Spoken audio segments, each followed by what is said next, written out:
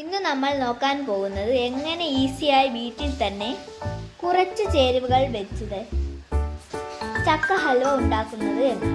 ഇനി ഈസിയായി വീട്ടിൽ തന്നെ ഉള്ള 3-4 ചേരുവകൾ വെച്ച് 10 മിനിറ്റിൽ ഹൽവ തയ്യാറാണ്. അപ്പോൾ സബ്സ്ക്രൈബ് ചെയ്യാത്തവർ ഒന്ന് സബ്സ്ക്രൈബ് ചെയ്ത് ഈ വീഡിയോ കാണുക.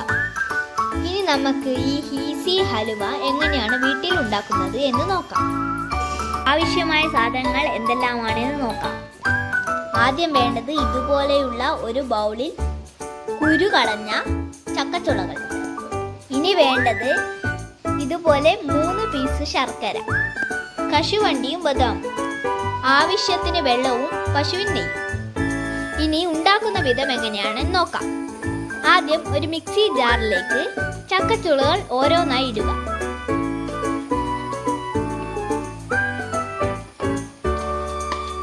ഇനി ഇതേപോലെയുള്ള മിക്സി ജാറിലിട്ട് അരച്ചെടുക്കുക.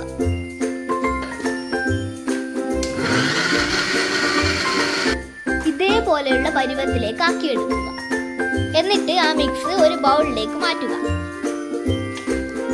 ഇതേപോലെ ഒരു കൺസിസ്റ്റൻസിയിൽ ചക്കച്ചുളകൾ. ഇതിനിടയിൽ മാറ്റിവെച്ച ശർക്കര ഒന്ന് ഉരുക്കിയെടുക്കാം.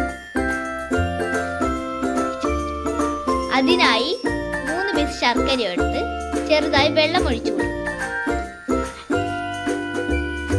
എന്നിട്ട് ഇതേപോലെ വഴറ്റിയെടുക്കും.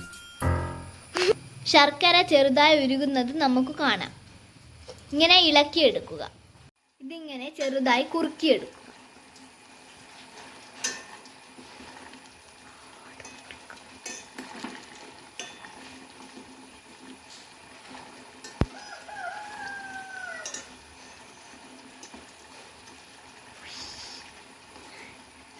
ഇത് ഉരുകി ഈ പരുവത്തിലായിട്ടുണ്ട്.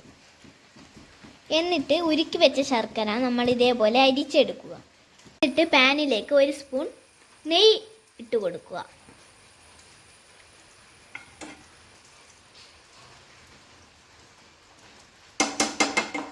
ആ നെയ്യിലേക്ക് എടുത്തു വെച്ച കശുവണ്ടിയും ബദാമും ഇട്ട് കൊടുക്കുക.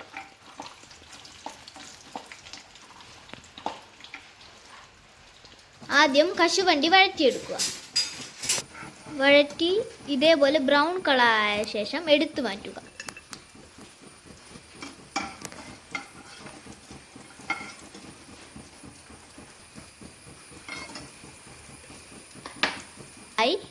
അടുത്തതായി ഇതിലേക്ക് ബദാം ഇട്ട് കൊടുക്കുക.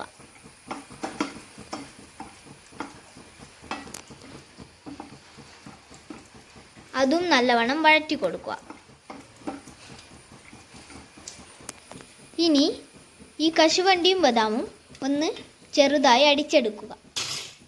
ഇതുപോലെ അടിച്ചെടുക്കുക. ഇനി ഈ നെയ്യ് ഒഴിച്ച പാനിലേക്ക് നമ്മൾ അരച്ചു വെച്ച ചക്ക ഇതിലേക്ക് ഇട്ട് കൊടുക്കുക.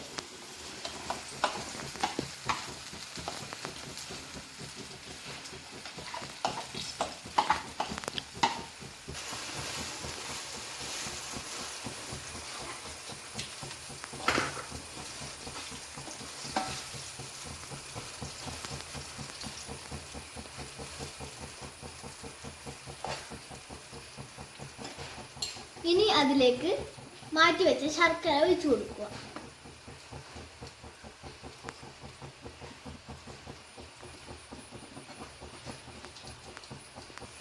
ഇനി അത് രണ്ടും നല്ലോണം ഇളക്കി കൊടുക്കുക.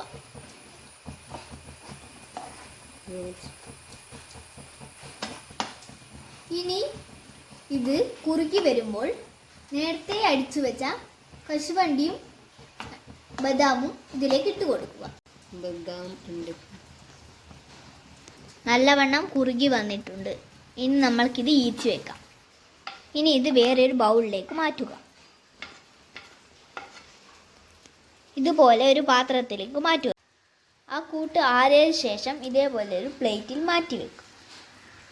അപ്പോൾ നമ്മളുടെ ചക്ക ഹൽവ റെഡി. നിങ്ങളും ഇത് വീട്ടിൽ ട്രൈ ചെയ്ത് നോക്കുക.